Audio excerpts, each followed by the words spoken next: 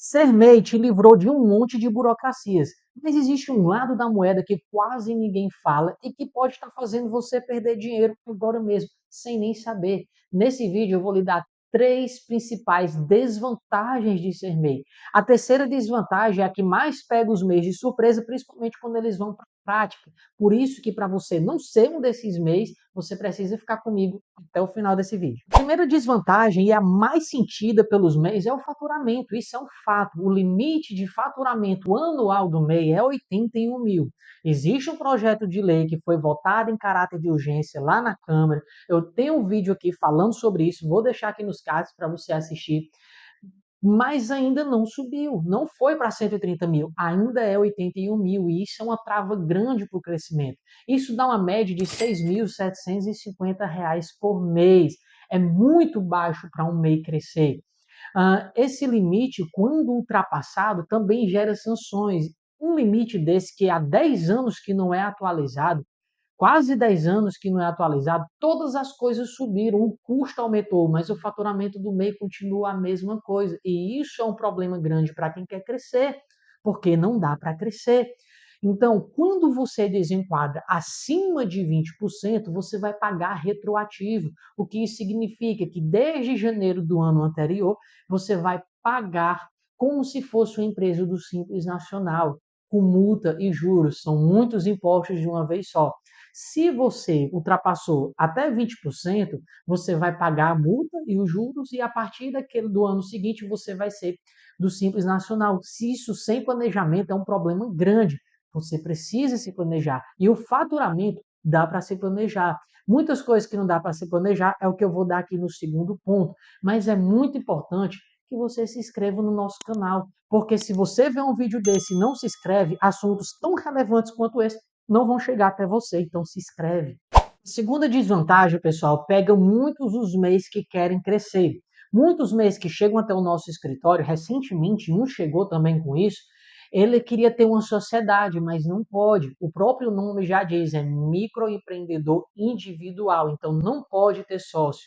Se você é uma empresa, o seu CPF é sócio em alguma empresa, ou alguém quer ser sócio da sua, não pode. Você vai ser desenquadrado, o seu MEI ele vai ser cancelado. Então você não pode ter sócio. Ah, Jacilane, então por que você está dizendo que isso barra o meu negócio? Porque não poder ter sócio muitas vezes fecha oportunidades para a sua empresa. Tenho clientes que já desenquadraram do MEI para poder ter uma sociedade, porque isso alavancou o seu negócio. Então, muitas vezes, obviamente que não são todas, depende de caso a caso, mas você saber que não ter sócio, não pode ter sócio, isso pode fazer você perder dinheiro, porque às vezes você perde a oportunidade de uma sociedade. Então, MEI não pode ter sócio e não pode ser sócio. Então, essa é uma desvantagem do MEI. Então, preste atenção agora nessa terceira desvantagem, porque essa pega muito, mas pega muito mesmo, de surpresa, porque as pessoas esperam algo maior e não tem. Sempre é menor. Preste atenção no que eu vou te falar. Antes disso, deixe seu like. É importante porque outras pessoas, assim como você, também vão ouvir e vão ver essa informação. Preste atenção nessa terceira desvantagem. Essa terceira desvantagem é a que mais trava os empreendedores, pessoal. O MEI ele tem uma credibilidade financeira e jurídica muito limitada no mercado. O que isso quer dizer na prática? Duas coisas. A primeira, quando o MEI ele vai buscar um crédito no mercado, numa financeira, ele tem dificuldades. Geralmente os bancos enxergam o MEI como uma pessoa física, na sua limitação de pagamento. Ah, porque os bancos são maus, porque os bancos não querem ver o MEI crescer. Não, pessoal, é pela própria estrutura do regime, pela própria estrutura do MEI. Como você só pode faturar 81 mil por ano, os bancos olham a sua capacidade de pagamento. Então, como você fatura 81 mil por ano, como você vai pegar um empréstimo de 200 mil? Como você vai pagar um empréstimo desse, por exemplo? Então, os bancos eles vão olhar a sua capacidade de pagamento. Da mesma forma, acontece com fornecedores. Existem muitas empresas que não contratam um MEI para fazer algum serviço ou para fornecer algo, simplesmente por ser MEI. Porque o próprio limite de faturamento trava isso, entendeu? Então, tem muitos MEIs que não conseguem nem licitação, ou então não conseguem fechar um contrato maior porque a empresa não contrata mês. Nós tivemos vários que desenquadraram, que pediram a opção de desenquadramento para poder fechar um negócio maior, porque a empresa não contratava um MEI pelo próprio limite. Então, essa terceira desvantagem é a que mais barra crescimento, e barra muito mesmo.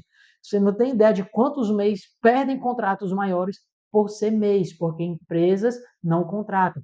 Então, preste atenção nessas três desvantagens. Se alguma dessas três travam o seu negócio, talvez esteja na hora de você pensar e analisar e começar já a mudar, a sair do MEI, a ir para outro regime, para o crescimento. Ah, então você está dizendo que o MEI é ruim, que não dá para ficar no MEI porque o MEI é péssimo. Não, mas o MEI ele tem um momento certo. Ele tem um momento certo de você ser MEI. O MEI é para você começar, para você alavancar, mas tem outros degraus para você subir. Se você quer fazer isso com segurança, aqui embaixo tem nossos telefones de contato. Entre em contato, fale comigo. Nós também temos um aplicativo totalmente voltado para o MEI, foi criado para o MEI. Preste atenção no seu momento, analise o seu momento e vê se é hora de mudar. Se você tem dúvidas, fala com a gente. Que Deus abençoe você e o seu negócio. Até o próximo vídeo.